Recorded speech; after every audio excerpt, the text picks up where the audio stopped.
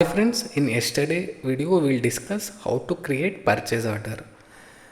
In today's video we will discuss how to convert that purchase order into the bill. First we will check our quantity.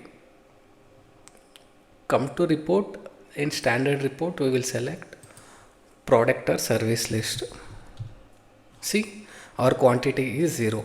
As I told that once we created purchase order, our quantity will not get increased. Our quantity will get increased only after converting purchase order to the bill. We will convert purchase order to the bill when we will receive the quantity. Now we will see how to convert purchase order to the bill.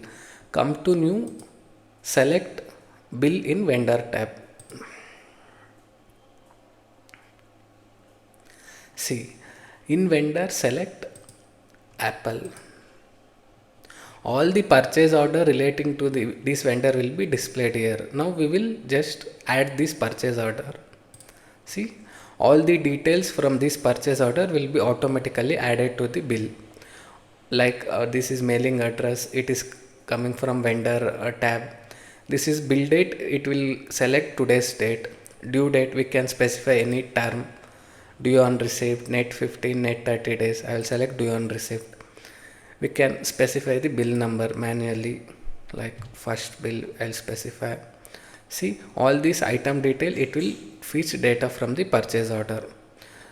We can attach any document and I will create as a save. See, our bill is saved.